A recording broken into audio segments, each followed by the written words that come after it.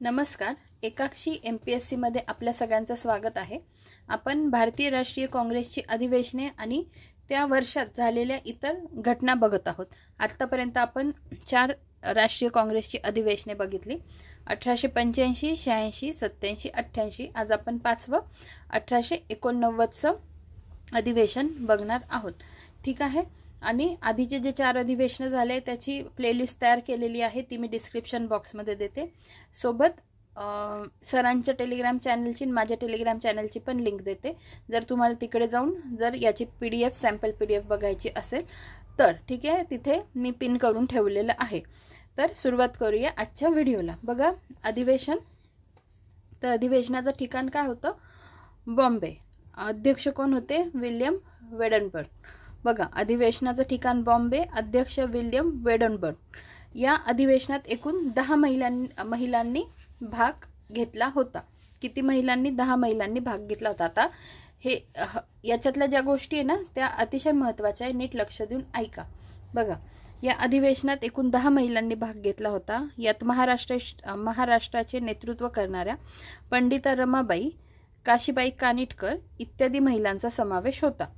तसेच या अधिवेशनाचे खास वैशिष्ट्य म्हणजे या इसवी सन 1889च्या अधिवेशनाला उपस्थित असलेल्या सदस्यांची संख्या देखील 1889 एवढीच होती. या अधिवेशनात ब्रिटिश पार्लमेंट सदस्य चार्ल्स ब्रॅडलॉ यानेही सक्रिय सहभाग नोंदवला. यांच्या प्रयत्नामुळेच 1892चा कौन्सिल कायद्याच्या प्रक्रियेस सुरुवात झाली. या अधिवेशनात एक मुस्लिम सदस्याने केंद्रीय तसेच प्रांतिक विधिमंडळात हिंदू एवढेच प्रतिनिधित्व मुस्लिम गटाला दिले जावे अशी मागणी केली. या मागणीला फारसा पाठिंबा मिळाला नाही. तसेच बहुसंख्य मुस्लिम प्रतिनिधींनी देखील या विरुद्ध मत दिले. ठीक आहे. या गोष्टी अतिशय महत्त्वाच्या आहे. या अधिवेशनाचं वैशिष्ट्य काय? 10 महिलांनी सहभाग नोंदवला होता. महाराष्ट्रातून पंडिता रमाबाई, काशीबाई कानिटकर इत्यादी महिलांचा सहभाग होता. नंतर जे वर्ष होते 1889 तेवढेच म्हणजे सदस्य उपस्थित होते. ठीक आहे. अशा ह्या गोष्टी महत्त्वाच्या आहेत. आता दुसरी एक महत्त्वाची गोष्ट जी मला फार आवडली की इथे इतरमध्ये माहिती काय दिली आहे. 14 नोव्हेंबर 1889 या वर्षी या दिवशी जवाहरलाल नेहरू यांचा जन्म प्रयागराज या ठिकाणी झाला. म्हणजे ही गोष्ट जर अशी इथे मेन्शन केलेली आहे त्यामुळे माझी ती पाठ झाली. बरोबर. 1889 साली जवाहरलाल नेहरूंचा जन्म झालेला आहे. 14 नोव्हेंबर माहिती असतं आणि जर वर्ष तुमच्या लक्षात ऑलरेडी असेल तर चांगली गोष्ट आहे. पण या गोष्टीने माझं ते नीट लक्षात राहिलं की 1889 मध्ये जवाहरलाल नेहरूंचा जन्म प्रयागराज या ठिकाणी झालेला आहे. ठीक आहे. पुढे बघू आपण संघटनात्मक मध्ये काय दिलं आहे ते बघा.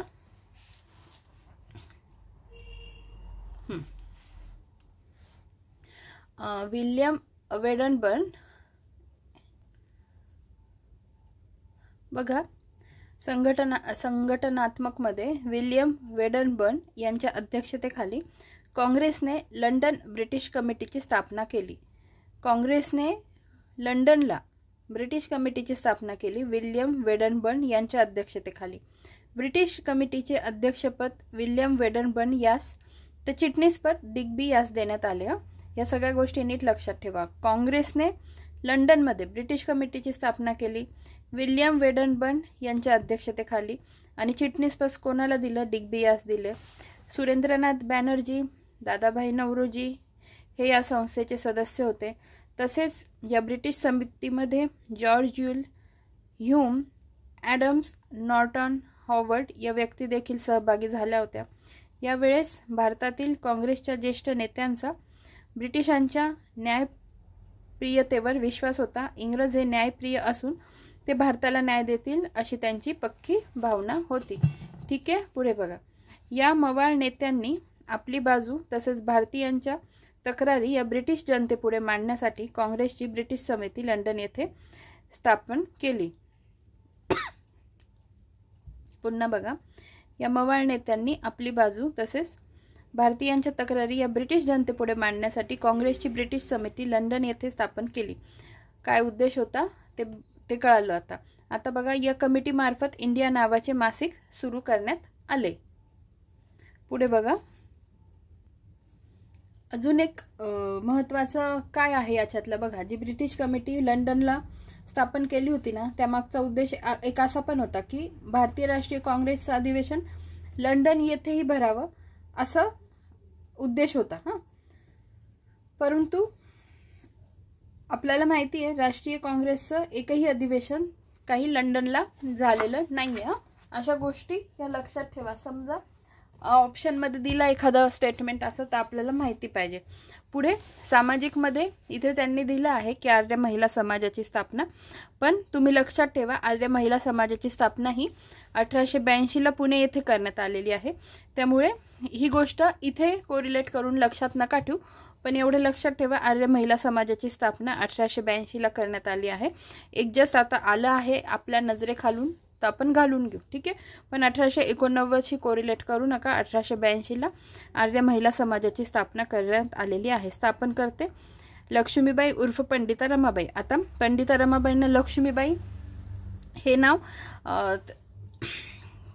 की एका तर चरित्र ग्रंथात त्यांच्या लक्ष्मीबाई असा उल्लेख आलेला आहे, म्हणून इथे हे लक्ष्मीबाई हे नाव पण देण्यात आलेलं आहे, ठीक आहे. ही एक गोष्ट लक्षात ठेवा. समजा मला मिळाला तसा काही रेफरन्स तर मी तो पण तुम्हाला शेअर करते, पण आता माझ्याकडे दाखवण्यासाठी रेफरन्स नाही आहे माझ्याकडे, त्यामुळे मग तुम्ही हे फक्त लक्षात ठेवा की इथे लक्ष्मीबाई उर्फ पंडिता रमाबाई इथे असं लिहिलेलं आहे, ठीक आहे. पुढे बघा, उद्देश काय? बालविवाह, पुनर्विवाहास बंदी यांसारख्या घातक चालीरीती व दुष्ट रूढींपासून समाजास मुक्त करणे, स्त्रियांच्या विशेषतः विधवांच्या सर्वांगीण उद्धाराकरिता समर्पित भावनेने कार्यरत राहिलेली महाराष्ट्रीयन विदुषी अशी यांची ओळख आहे, ठीक आहे. पुढे बघा, मुस्लिम धर्मगुरूंचे आवाहन. रशीद अहमद गणगोही या सन्माननीय मुस्लिम धर्मगुरूने ब्रिटिशांविरोधात मुस्लिमांनी हिंदूंशी हातमिळवणी करून पुढे जावे असे आवाहन आपल्या मुस्लिम धर्म बांधवांना केले. मुस्लिम धर्मगुरूंचे आवाहन नीट लक्षात ठेवा. रशीद अहमद गणगोही या सन्माननीय मुस्लिम धर्मगुरूने ब्रिटिशांविरोधात मुस्लिमांनी हिंदूंशी हातमिळवणी करून पुढे जावे असे आवाहन आपल्या मुस्लिम धर्म बांधवांना केले, ठीक आहे. तर अशा पद्धतीने 1889चं 5वं अधिवेशन आपल्या इथेच समाप्त होतं. आपण लवकरच भेटूया पुढच्या अधिवेशनात, जे आहे 1890चं अधिवेशन जे झालं होतं कलकत्ता या ठिकाणी, ठीक आहे. लवकरच भेटूया पुढच्या व्हिडिओमध्ये. धन्यवाद.